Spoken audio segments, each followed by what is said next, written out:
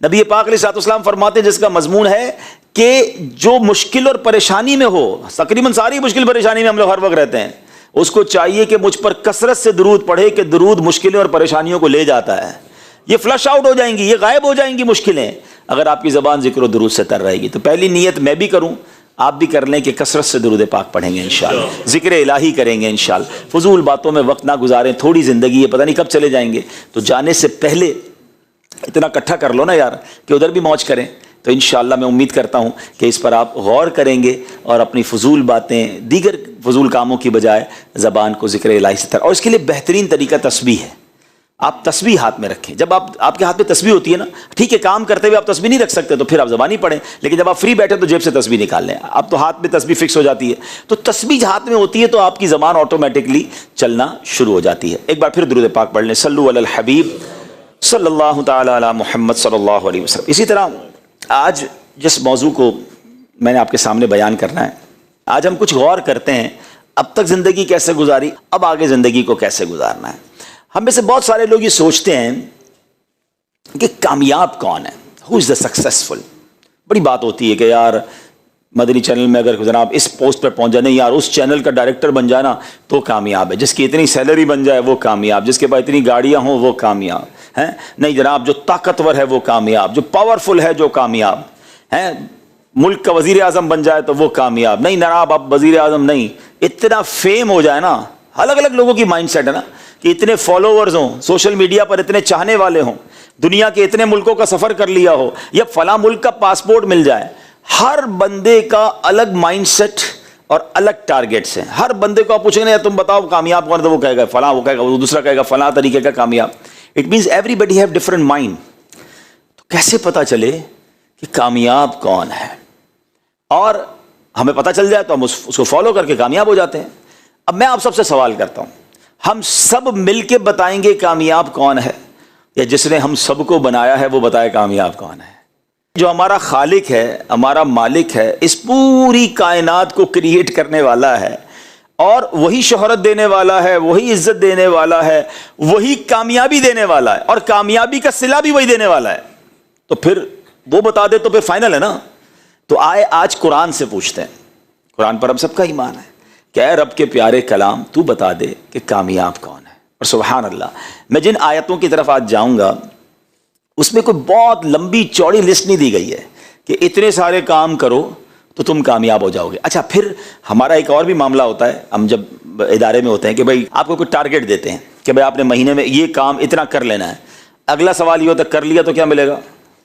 ہیں بھائی target achieve کر لیا تو کوئی انسینٹو، کوئی کہیں گے سرٹیفکیٹ ملے گا، بھائی آگے اگلے سال آپ کا اجارہ بڑھ جائے گا۔ آپ ٹارگیٹ کو اچیو کب کرتے ہیں یا کوشش کب کرتے ہیں اس کو کرنے کی کہ then you know the incentive, کہ بھائی اس کے بعد اس کا فائدہ کیا ہوگا، ٹھیک ہے نا؟ تو سبحان اللہ، اللہ کریم نے پہلے تو بتایا قرآن میں کامیاب کون ہیں، اور پھر ان کا انعام بھی بتا دیا ہے۔ کامیاب اللہ کے نزدیک بن جائیں، میں سمجھتا ہوں اس سے بڑا کوئی کامیاب نہیں، اور جو انعام اللہ نے قرآن میں اعلان کیا نا اس سے بڑا دنیا میں کوئی انعام بھی نہیں ہے۔ دا بگیسٹ اچیومنٹ ایوارڈ ان کامیاب لوگوں کو ملے گا جن کا قرآن میں ذکر ہے۔ میں ابھی آیتیں پڑھوں گا کہ رب کریم نے قرآن کے ذریعے بتا دیا کامیاب کون ہے، اور یہ بھی بتایا جو کامیاب ہے ان کا انعام کیا ہے نا۔ آج آپ کو میں گویا یوں سمجھ لیں میں آپ کو قرآن کی طرف سے ایک ٹارگیٹ دے رہا ہوں کہ اس کو اچیو کر لو، کائنات کا سب سے بڑا انعام آپ کو مل جائے گا۔ اس سے بڑی تو کوئی چیز نہیں ہے نا۔ اچھا جو اور خوبصورت بات، آپ سوچیں گے یار پھر تو بہت کچھ کرنا پڑے گا، بہت بڑے بڑے کام ہوں گے، اوئے ہوئے کائنات کا سب سے بڑا انعام، we have to do so much things۔ نہیں، مزے کی بات یہ ہے صرف 5 سے 6 کام قرآن نے بیان کیے، اور وہ اتنے مشکل بھی نہیں ہیں، کوئی بڑا کام نہیں ہے، اگر بندہ کرنا چاہے اٹس ناٹ بگ ڈیل۔ اب غور سے آئیے میں آپ کو رب کے کلام کی طرف لے چلتا ہوں، اور یہ قرآن پاک کی اتنی خوبصورت آیتیں ہیں، اور یہ ہے سورہ مومنون 18واں پارہ جہاں سے شروع ہوتا ہے نا، the first 10-11 آیات of سورہ مومنون۔ اچھا جب یہ سورہ مومنون کی آیتیں نازل ہوئی نا، اس سے پہلے نبی پاک کی کیفیت کیا بنی؟ آیتیں نازل ہو رہی تھی تو حضرت عمر بن خطاب کہ آپ وہ عظیم ہستی ہیں کہ بہت سارے لوگ ایمان لائے پیارے آقا کی کوئی بات سن کر، اسلام کی کوئی حقانیت سمجھ کر، اسلام کی کوئی خوبصورتی جان کر، جنگ ہوئی تو اس میں وہ ایمان لے آئے۔ حضرت عمر وہ ہیں جو قرآن پڑھ کر ایمان لائے، قرآن سن کر ایمان لائے. ہے نا پورا واقعہ ہے جو آپ کی بہن ایمان لے آئی تھیں, آپ گھر پہنچ گئے, بہن پہ تشدد کیا تو کہا بتاؤ تو سی کیا پڑھ رہی تھی, آیتیں پڑھتے گئے, دل کی دنیا بدلتی گئی اور آقا کے قدموں میں آ کر ایمان لے آئے. تو ان کی جو سٹارٹنگ ہے نا وہ قرآن سے ہے. حضرت عمر وہ عظیم ہستی ہیں, یہ پھر الگ موضوع ہے, کبھی انشاءاللہ کریں گے, کہ آپ وہ ہیں کہ جن کی زبان پر حق جاری ہوتا تھا. آپ نبی پاک کو مشورہ دیتے تھے, اللہ قرآن کی آیت نازل فرما دیتا ہے. اتنی موافقت آپ کی قرآن پاک کے ساتھ رہی. One of the amazing personality in the history of Islam. ایک اور خوبصورت جملہ, میں اور آپ مسلمان ہیں تو عزت والے ہیں. میری اور آپ کی عزت کا سبب مسلمان ہے. حضرت عمر وہ ہیں کہ جب سے وہ اسلام لائے ہیں اسلام کی عزت میں اضافہ ہوا ہے. Look at the difference. اسلام کو ترقی ملی, اسلام کو عروج ملا, مسلمانوں کے دل کھل گئے. حضرت عمر جب ایمان لائے اللہ نے وہ مقام عطا فرمایا. ایک ہی حدیث ان کے فضیلت پر کافی ہے کہ میرے آقا فرماتے ہیں اگر میرے بعد کوئی نبی ہوتا تو عمر ہوتا. اللہ حضرت عمر کے مزار پر انوار پر کروڑوں رحمتوں کی بارش نازل فرمائے. اور آپ کو پتا ہے ان کا مزار کہاں ہے؟ مزار کہاں ہے؟ صرف مدینے میں نہیں ہے, صرف جنت البقیع میں نہیں ہے, روضہ رسول کے اندر سنہری جالیوں کے پیچھے جہاں نبی پاک کی قبر منور, رائٹ آفٹر حضرت ابوبکر صدیق اور اس کے ساتھ حضرت عمر فاروق جلوہ فرمائے. سبحان اللہ. قیامت تک جتنے مسلمان, کروڑوں اربوں مسلمان روضہ رسول پر جا کر سرکار علیہ الصلوۃ والسلام کی بارگاہ میں سلام عرض کریں گے. وہاں حضرت ابوبکر صدیق کو بھی سلام عرض کریں گے, حضرت عمر فاروق کو بھی سلام عرض کریں گے. اللہ ان کی قسمت کے صدقے ہمیں بھی مدینے کی زندگی اور مدینے کی با ایمان موت نصیب فرمائے. حضرت عمر بن خطاب بھی اس حدیث کے راوی ہیں. کہتے ہیں کہ جب نبی کریم علیہ الصلوۃ والسلام پر وحی نازل ہوتی تھی نا, جب قرآن کی آیتیں اترتی تھی تو پیارے آقا کی جو کیفیت تھی نا وہ سڈنلی چینج ہو جاتی تھی.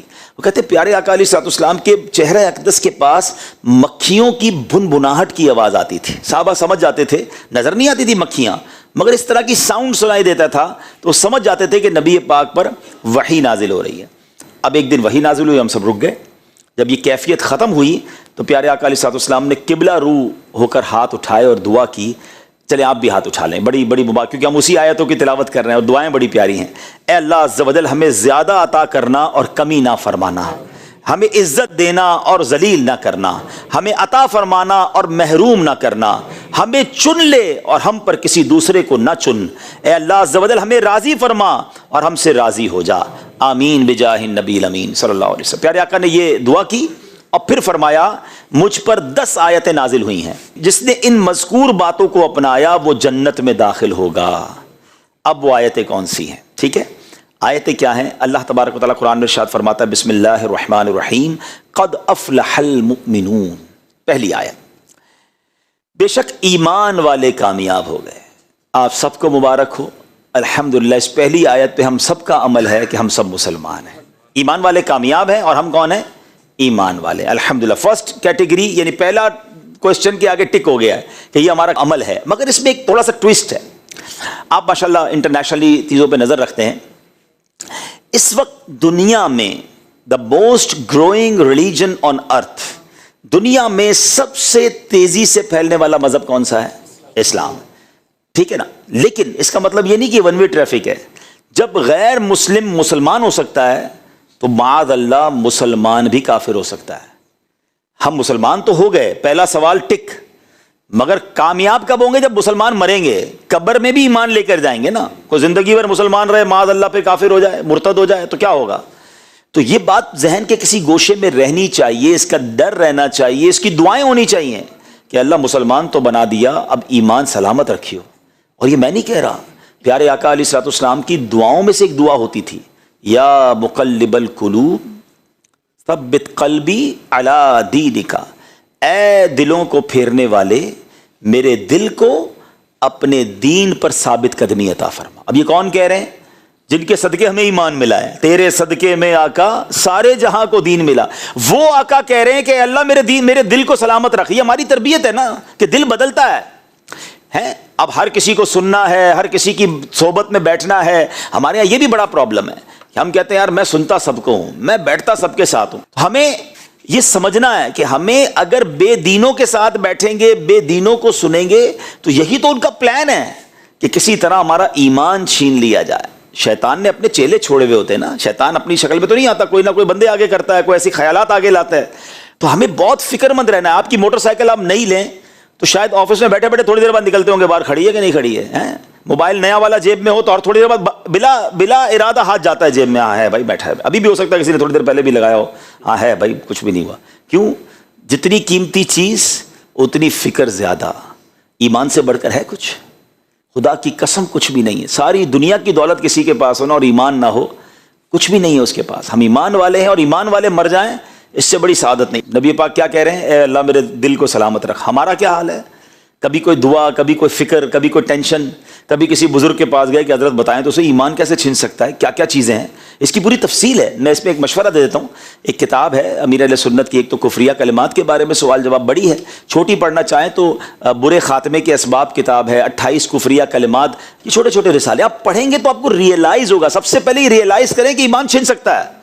اٹس ناٹ پروٹیکٹڈ 100% نہیں ہے. ہمیں دعا کرنی ہوگی, ہمیں فکر کرنی ہوگی, دروازہ بند کرنا ہوگا, کوئی نہ کوئی پلان کرنا ہوگا کہ ایمان کو چھین نہ سکے. کیونکہ قد افلح المؤمنون, کامیاب لوگ کون ہیں؟ ایمان والے. ہمیں ایمان والا بنایا اللہ نے, یہ اللہ کی مہربانی ہے, مگر ایمان سلامت رکھنا ذمہ داری ہماری ہے. ہم نے اس کو ہاتھوں سے ضائع کر دیا تو کہیں ایسا نہ ہو سارا سفر بیکار ہو جائے. اب آگے چلتے ہیں.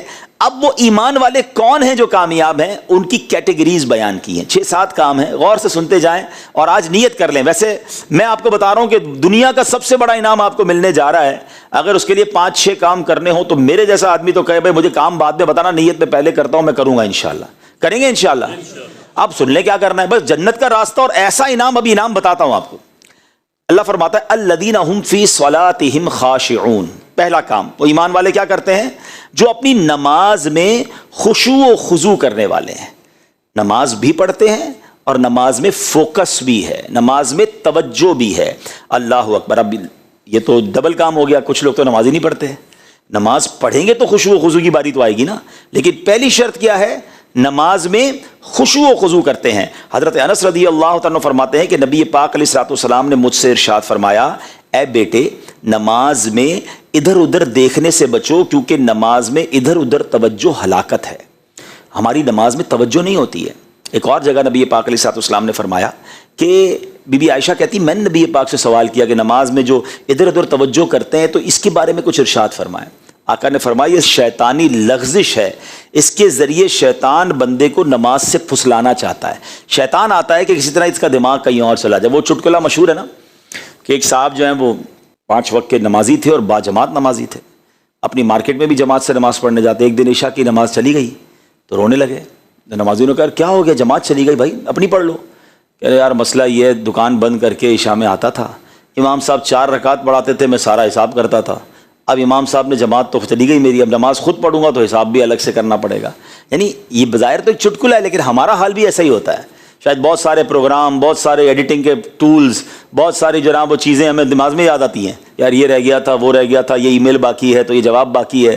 تو اس کی ایک وجہ ہے. لیکن پہلے بھی ایک آپ کو واقعہ سناتا ہوں کہ ہمارے اسلاف نماز کیسے پڑھتے تھے اور ہمارا حال کیا ہے. حضرت ابو الاحوص رحمۃ اللہ تعالی کہ حضرت سیدنا منصور بن معتمر رحمۃ اللہ تعالی کی پڑوسن نے اپنے والد صاحب سے پوچھا کہ حضرت وہ جو سیدنا منصور کی چھت پر ایک لکڑی نظر آتی تھی وہ کدھر ہے؟ روز چھت پہ ایک لکڑی نظر آتی تھی. تو بتایا بیٹا وہ لکڑی نہیں تھی, حضرت منصور روزانہ رات کو کھڑے ہو کر قیام کرتے تھے, وہ اللہ کی بارگاہ میں نماز پڑھتے تھے. اللہ اکبر. یعنی وہ ان کا انتقال ہو گیا تو بچوں نے پوچھا کہ وہ لکڑی نظر نہیں آ رہی آج کل, وہ روز رات کو دیکھتے تھے لکڑی نظر آتی تھی. یعنی اتنا اسٹریٹ, اتنا فوکس, اتنا ادب کے ساتھ نماز پڑھتے کہ لوگ سمجھتے کوئی لکڑی یا کوئی تنا ہے. ہمارا حال کیا ہے؟ نماز پڑھنی ہے اور اس میں توجہ رکھنی ہے اور جو انعام ہے وہ حاصل کرنا ہے نا. اچھا اب آپ کہیں یار توجہ ہوتی نہیں, کوشش کرتے ہیں. اس کے کچھ طریقے ہیں. سب سے پہلا طریقہ میں آپ کو یہ بتاتا ہوں کہ نماز کا معنی سمجھیں, میننگ سمجھیں. جب آپ کو نماز کے معنی آتے ہوں گے نا, الحمدللہ رب العالمین جب کہیں گے تو اس کا معنی کیا ہے, الرحمن الرحیم, تو میں رحمان رحیم کی بات کر رہا ہوں. تو اب جب آپ یہ تلاوت جو بھی کر رہے ہیں, جو بھی آیتیں آپ پڑھتے ہیں, اس کا ترجمہ 2-3 بار پڑھ لیں. تو اب آپ جب نماز پڑھیں گے تو آپ ترجمے کے ساتھ ہوں گے, تو انشاءاللہ بہت چیزیں آپ سائڈ پہ لیفٹ رائٹ نہیں ہوں گے. نمبر 1. نمبر 2, آپ نماز سے پہلے تھوڑا سا اپنا ذہن بنائیں. مثال دیتا ہوں, آپ نے کسی بھی بڑے افسر کے پاس اپنا کوئی کام لے کر جانا ہے, فائل لے کر جانی ہے, اپنی ریکویسٹ لے کر جانی ہے. فوکس کیسا ہوگا؟ آپ کیا وہاں جا کر ادھر دیکھیں گے, ادھر دیکھیں گے, کان کھجائیں گے, باتیں کریں گے؟ نہیں. آپ کو پتہ ہے مجھے کام نکلوانا ہے, مجھے اچھے انداز سے. اچھا انٹرویو دینے جائیں, جاب کا انٹرویو دینے جاتے ہیں, ویزا کا انٹرویو دینے جاتے ہیں, کتنا فوکس, کتنی تیاری. یعنی دنیا کے کسی افسر بڑے آدمی کے پاس جائیں تو فوکس، تیاری، اٹینشن، اور کائنات کے مالک کی بارگاہ میں جائیں اور خیال کہیں اور ہے. نہ کریں ایسا. نماز بھی پڑھیں اور توجہ سے پڑھیں. آگے چلتے ہیں. اب اللہ فرماتا ہے والذین هم عن اللغو معرضون، اور وہ جو فضول بات سے منہ پھیرنے والے ہیں. مومن کامیاب ہے. کام یاد رکھیے گا، پہلا کیا ہے؟ نماز میں خشوع و خضوع. دوسرا کام کیا ہے؟ کہ وہ فضول باتوں کی طرف توجہ نہیں کرتے. نبی پاک علیہ الصلوۃ والسلام نے ایک جگہ ارشاد فرمایا آدمی کے اسلام کی اچھائی سے یہ ہے کہ وہ لا یعنی چیز چھوڑ دے، یعنی جو چیز کارآمد نہ ہو اس میں نہ پڑے، زبان، دل اور دیگر اعضاء کو بیکار باتوں کی طرف متوجہ نہ کرے. اور ہمارا حال پتہ ہے کیا ہے؟ ہمیں کوئی کہے نا یار میں ذرا بیٹھنا 10 منٹ میں آ رہا ہوں، ٹھیک ہے آ جاؤ. ابھی 10 منٹ کیا کریں گے؟ موبائل نکالا اور براؤزنگ شروع. وہ 10 کی جگہ 20 منٹ میں آئے، 25 منٹ میں آئے، کوئی ٹینشن نہیں، بس دیکھ ہی جا رہے. بعض اوقات تو 2 گھنٹے موبائل پر گزارے. آپ سے کوئی پوچھے کیا سیکھا؟ کچھ بھی نہیں، میں تو ایسے ہی دیکھ رہا. 2 گھنٹے نکال دیے. شاید گناہ تو مل گئے کیونکہ عجیب عجیب چیزیں ہوتی ہیں، مگر ملا کچھ نہیں. اور یہی 2 گھنٹے ذکر ہو جاتا، تلاوت. اگر مائنڈ بنا ہوتا نا کہ یار 10 منٹ میں سورہ یاسین کی تلاوت ہو جاتی ہے، یہ بندہ مجھے کہہ کر گیا میں 10 منٹ میں آ رہا ہوں، یہی موبائل نکالنا ہے، نکالنا کچھ اور نہیں ہے، مگر اس میں قرآن آن کرنا ہے اور 10 منٹ میں سورہ یاسین پڑھ لینی ہے. جو ایک بار سورہ یاسین پڑھے 10 قرآن پاک کا ثواب مل جاتا ہے. وہ بندہ 10 منٹ کے بعد آیا، آپ کو 10 قرآن پاک کا ثواب مل گیا. اور یہی 10 منٹ سوشل میڈیا پہ گزارے، شاید کتنے سارے گناہوں کے انبار لگ گئے. قرآن کہتا ہے وہ فضول باتوں کی طرف توجہ نہیں کرتے. ہم دیکھیں تو ہمارا اتنا فضول کاموں میں انوالومنٹ ہو گئی ہے کہ گھر والوں کو دینے کے لیے بھی ٹائم نہیں ہے. آج کل گھر پر جا کر بھی لوگ گھر پر نہیں ہیں. کبھی کبھی تو گھر والے بتاتے ہیں کہ 5 بندے گھر میں ہی بیٹھے ہیں مگر سب کے پاس ہاتھ میں موبائل ہے، کوئی کسی سے بات نہیں کر رہا ہے. پہلے گھر سے جاتے تھے تو گھر والے پوچھتے تھے کیسا دن گزرا، ہم گھر والوں سے پوچھتے تھے دن کیسا گزرا، بچے کو توجہ دی، بھائی بہن کی طبیعت پوچھی، امی ابو کا حال احوال پوچھا، ختم. ایک تو پہلے منہ میں کچھ لوگوں کو کچھ رکھا ہوا ہے، وہ بولتے ہی نہیں ہیں، اور دوسرا ان کے ہاتھ میں موبائل آ گیا ہے. نہ کریں ایسا، کچھ پروڈکٹیو کریں. آپ کو پتہ ہے ایک اچھا میں چلیے تو دینی بات ہو رہی ہے نا، کیونکہ شریعت میں صرف دینی باتوں کو کرنے کا نہیں کہا گیا. کوئی نہ کوئی کارآمد کام کر لیں نا، آپ کوئی کورس کر لیں اگر آپ کے پاس ٹائم ہے. کوئی ایسی چیز دیکھیں جس سے آپ کی اسکل ڈیولپ ہوتی ہو، گناہ بھی نہ ہو، کوئی ناجائز چیز نہ ہو. کچھ لوگ زبان سیکھ لیتے ہیں، انگلش سیکھ لیتے ہیں. آپ کو پتہ ہے دنیا میں ایک فینومینا ہے، ایک تحقیق ہے، یونیورسٹی آن ویل، یعنی پہیے کے اوپر یونیورسٹی. وہ کیا ہے؟ وہ یہ ہے کہ مثال کے طور پہ کئی لوگ ہیں، میں نے بھی دیکھا، آپ میں سے جو ٹریول کرتے ہیں دیکھا ہوگا کہ جب آپ یورپ جاتے ہیں، UK جاتے ہیں، یا عرب ممالک میں بھی دیکھا ہم نے کہ جب ٹرین میں سفر کرتے ہیں لوگ، جاب پہ جاتے ہیں، ٹرینیں چلتی ہیں وہاں پر، بسز چلتی ہیں، تو وہ ان کو پتہ ہے روز 40 منٹ ٹرین میں بیٹھنا ہے، روز 40 منٹ بس میں، 50 منٹ بس میں بیٹھنا ہے. وہ 40-50 منٹ میں کچھ پڑھتے ہیں، ایک کتاب ساتھ رکھی ہوتی ہے، جاتے میں بھی پڑھتے ہیں، آتے بھی پڑھتے ہیں. تو یہ جو تعلیم انہوں نے حاصل کی نا، پہیوں پہ حاصل کی ہے، سفر میں حاصل کی ہے، اور اینڈ آف دا ڈے 6 مہینے بعد وہ ڈپلوما کر لیتے ہیں، کوئی امتحان دے دیتے ہیں. مجھے اچھی طرح یاد ہے، ملک یاد نہیں آ رہا، یورپ کا ہی کوئی ملک تھا، تو ہمارے اسلام بھائی کہتے ہیں کہ میں روز 6 بجے ٹرین میں جاتا ہوں آفس پر اور واپس آتا ہوں. تو میں نے روز 6 بجے، یعنی جو 6 یا 7 جو بھی ٹرین کا ٹائم ہے، میں نے مدرسۃ المدینہ on line, Faizan on line والوں سے کلاس بک کر لی ہے. جیسے ہی ٹرین میں بیٹھتا ہوں اپنا ہیڈ فون لگاتا ہوں، قاری صاحب پڑھانا شروع کر دیتے ہیں. 30-40 منٹ کلاس ختم ہوتی ہے تو آفس آ جاتا ہے، اپنے آفس چلا جاتا ہوں. وہ 30 منٹس میں روزانہ قرآن پاک پڑھ رہے ہیں اور کورسز مکمل کر رہے ہیں. تو یہ ہے مائنڈ سیٹ، اس کو کہتے ہیں چنک آف ٹائمز، وقت کے چھوٹے چھوٹے پیسز. یہ ہمارے پاس پورے دن میں بکھرے ہوئے ہیں، لیکن عقل مند ہو تو ان چھوٹے پیسز سے یا تو دنیا اچھی کر لیتا ہے یا آخرت اچھی کر لیتا ہے. فضول نہیں گزارتا. اتنا ٹائم نہیں ہے میرے پاس، ہم سب کے پاس ایک ہی زندگی ہے، ہم سب کے پاس 24 گھنٹے ہی ہیں. جو کامیاب لوگ ہیں ان کے پاس 48 گھنٹے یا 72 گھنٹے نہیں ہوتے دن کے، وہ 200-300 سال نہیں جیتے. دنیا کے کامیاب لوگ بھی 60-70 سال ہی جیے ہیں، مگر وہ کہاں پہنچ گئے اور ہم کہاں رہ گئے؟ کیونکہ انہوں نے وقت کا صحیح استعمال کیا. وہ کہتے ہیں نا، مسافر شب کو اٹھتے ہیں جو جانا دور ہوتا ہے. جو بڑا سفر کرنا چاہتے ہیں نا، وہ اپنا وقت بہت سوفسٹیکیٹڈ، بہت کیلکولیٹڈ طریقے سے گزارتے ہیں. خاص یہ بات سمجھ آ جائے، قرآن بھی یہی کہہ رہا ہے. کہتے ہیں ٹائم مینجمنٹ پر بڑے بڑے سیمینار ہوتے ہیں. میں کہتا ہوں یہ ایک آیت ٹائم مینجمنٹ کے لیے شاہکار ہے کہ اللہ نے ایک آیت میں بتا دیا کہ جو کامیاب لوگ ہیں وہ فضول باتوں کی طرف التفات نہیں کرتے. تو سمجھ جاؤ کہ اگر کامیاب بننا ہے تو فضول باتیں، خاص طور پہ گناہوں والی باتیں جو میرے کو کچھ دے تو نہیں رہی ہیں، میرے لیے جہنم کا عذاب اکٹھا کر رہی ہیں، تو پھر کیوں جاؤں ادھر بھائی. اب آگے چلیے، اللہ فرماتا ہے والذین هم للزکاۃ فاعلون، اور وہ جو زکوٰۃ دینے کا کام کرنے والے ہیں. یہ تیسرا کام دے دیا ہمیں، زکوٰۃ دیتے ہیں، جس پر بھی زکوٰۃ واجب ہے وہ زکوٰۃ ادا کرے تو وہ کامیاب لوگوں میں شامل ہے۔ اب چلتے ہیں چوتھے کام کی طرف۔ اللہ فرماتا ہے والذین هم لفروجہم حافظون الا علی ازواجہم او ما ملکت ایمانہم فانہم غیر ملومین۔ یہ دو آیتیں ہیں۔ فرمایا اور وہ جو اپنی شرم گاہوں کی حفاظت کرنے والے ہیں مگر اپنی بیویوں یا شرعی باندیوں پر جو ان کے ہاتھ کی ملک ہیں، پس بے شک ان پر کوئی ملامت نہیں۔ فمن ابتغى وراء ذلك فاولئک هم العادون۔ فرمایا تو جو ان کے سوا کچھ اور چاہے تو وہی حد سے بڑھنے والے ہیں۔ یعنی ہم انسان ہیں، ہمارے جسم کے تقاضے ہیں، ہماری کچھ انسان کی پرسنل خواہشات ہیں، لیکن شریعت نے اس کا جائز طریقہ بیان کیا کہ وہ شادی کر کے اپنی ازواج کے ساتھ اپنی اس ضرورت کو پورا کرتے ہیں، اس کے علاوہ کچھ اور غلط نہیں کرتے۔ آپ کو پتہ ہے دنیا میں کوئی شخص یہ کہہ نہیں سکتا کہ میں کنفرم جنت میں جاؤں گا۔ انبیاء وہ تو معصوم ہیں، لیکن ہم جیسے لوگ، مگر نبی پاک علیہ الصلوۃ والسلام نے ایک حدیث کے ذریعے جنت کی گارنٹی دے دی۔ پیارے آقا علیہ الصلوۃ والسلام فرماتے ہیں جس کا مضمون ہے کہ تم میں سے جو شخص مجھے دو چیزوں کی گارنٹی دے دے میں اسے جنت کی ضمانت دیتا ہوں۔ یعنی یہ دونوں جنت کی چابیاں ہیں۔ آقا نے فرمایا داڑھوں کے درمیان والی چیز یعنی زبان، اور رانوں کے درمیان والی چیز یعنی شرمگاہ، یعنی private part of the body اور زبان، یہ دو صحیح استعمال کر لو میں تمہیں جنت کی ضمانت دیتا ہوں۔ ان دونوں کو غلط استعمال مت کرنا۔ اور اس کا مطلب، اس کا مفہوم مخالف پتہ کیا بنتا ہے کہ ان دونوں کو سنبھالنا سب سے زیادہ مشکل ہے۔ کامیاب وہ ہیں جو اپنی شرمگاہوں کی حفاظت کرنے والے۔ قرآن کہہ رہا ہے جو جائز طریقہ ہے اس سے تو ٹھیک ہے، باقی ناجائز طریقے کی طرف نہیں جاتے۔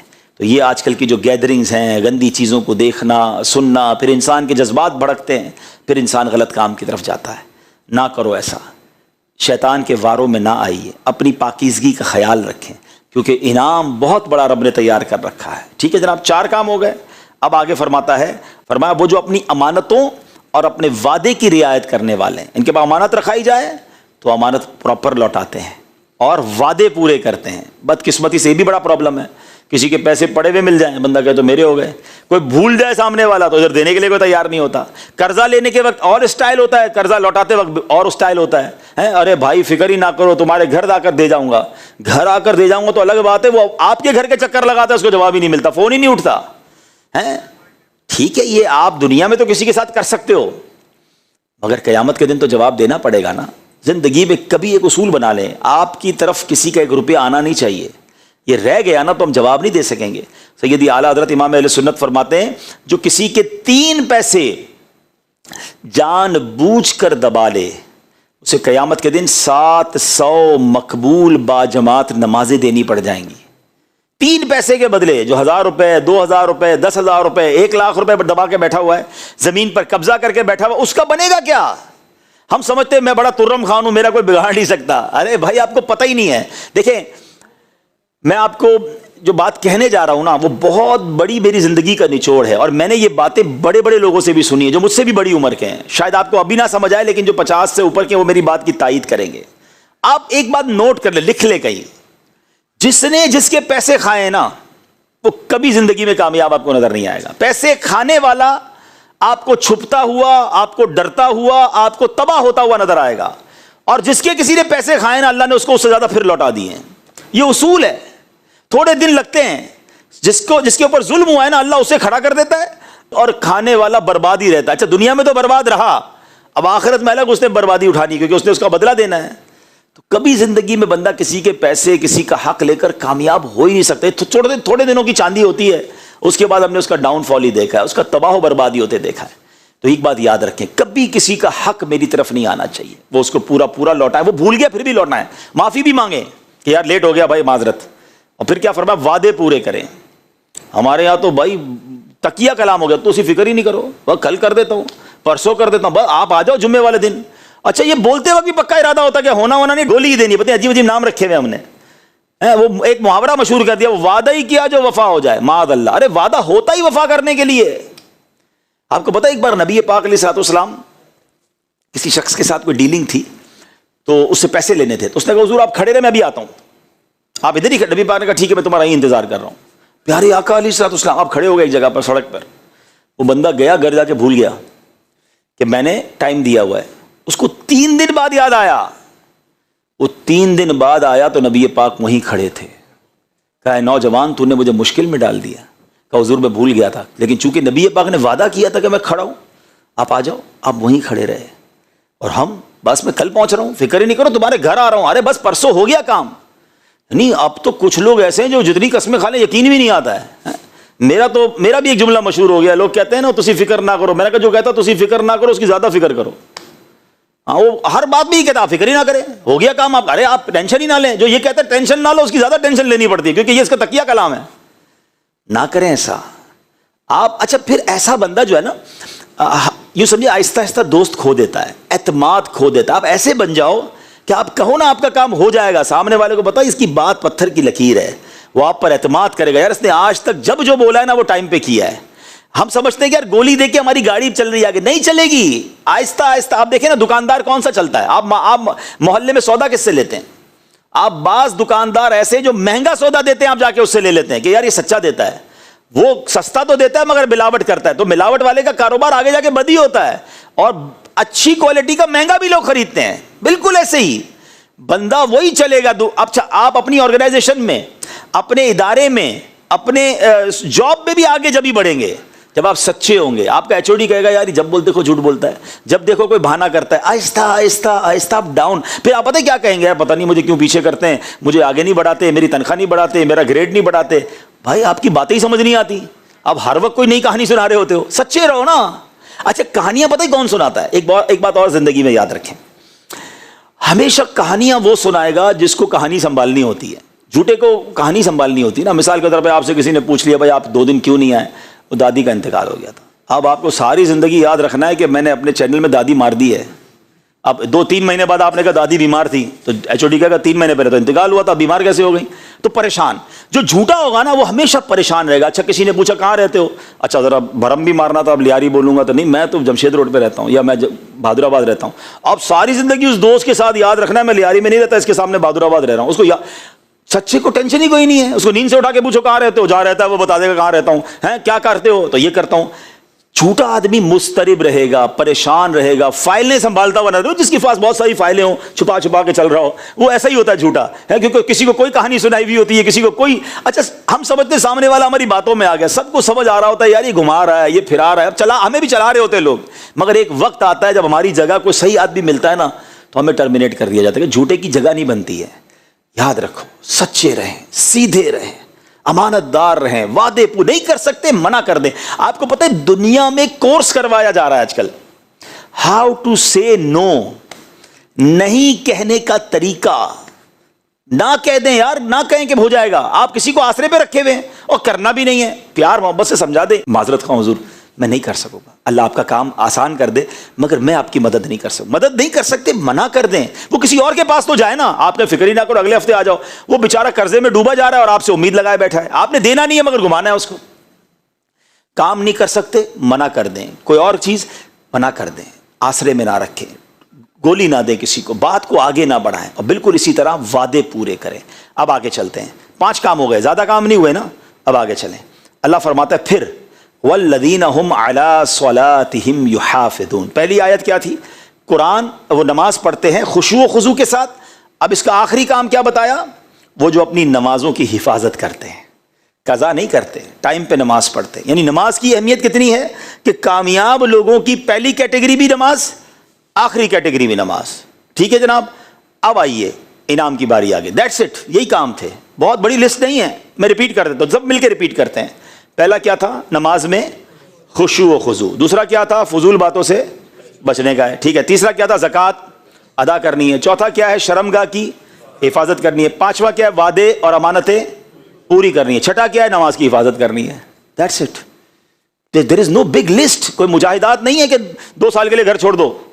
اب آؤ میں بتاتا ہوں انعام کیا ہے, انسینٹو کیا ہے. اللہ فرماتا ہے اولئک ھم الوارثون. فرمایا یہی لوگ وارث ہیں. اچھا کس پراپرٹی کے؟ بھائی کان کھڑے ہو گئے نا یار, ہم وارث بن گئے. پراپرٹی کون سی ہے جس کے وارث ہیں؟ اللہ اکبر. سنو, وارث پتہ ہے کیا کس چیز کے ہیں؟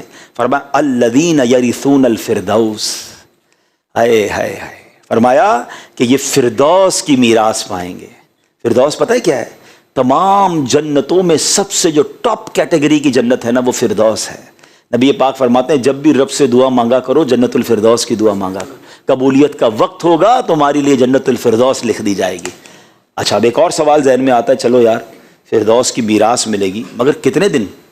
بزنس کلاس میں کوئی سفر کرتا ہے، کوئی وی آئی پی لاؤنج میں چلا جاتا ہے، تھوڑی دیر کے لیے نا، فردوس تو سب سے ٹاپ جنت ہے، کتنے دن؟ آئے ہائے، آگے فرمایا ہم فیہا خالدون، وہ ہمیشہ ہمیشہ اس میں رہیں گے۔ جنت الفردوس ملنی ہے اور اس کی کوئی اینڈنگ نہیں ہے، بس آپ چلے گئے تو بس چلے گئے، موت بھی نہیں آنی نا۔ مجھے بتاؤ یار اس سے زیادہ آسان کوئی فارمولہ ہے؟ 6 کام کرنے ہیں جنت اور اللہ کا وعدہ ہے، کوئی اور نہیں کہہ رہا، قرآن کہہ رہا ہے۔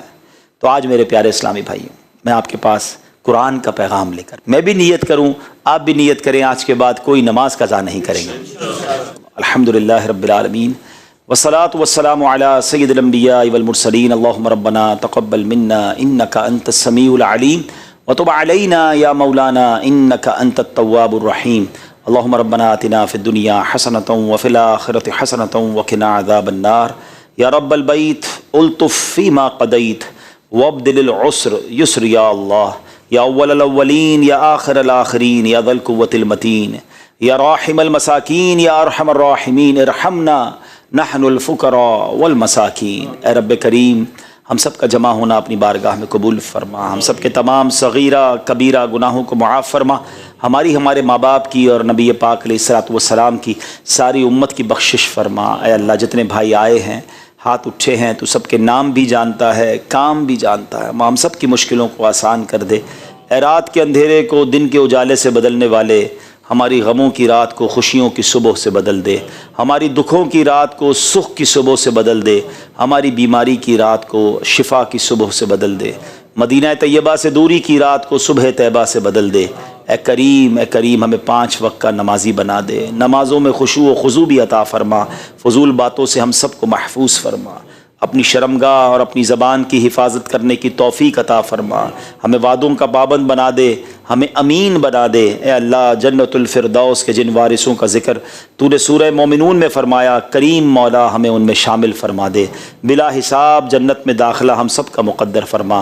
رب یسر ولا تعسر وتمم لنا بالخیر یا فتاح وبک نستعین وافوض امری الی اللہ ان اللہ بصیر بالعباد لا الہ الا انت سبحانک انی کنت من الظالمین۔ دعوت اسلامی کو ترقیاں اور عروج عطا فرما۔ وصلی اللہ تعالی علی خیر خلقہ محمد وآلہ وصحبہ اجمعین برحمتک یا ارحم الراحمین بحق لا الہ الا اللہ محمد الرسول۔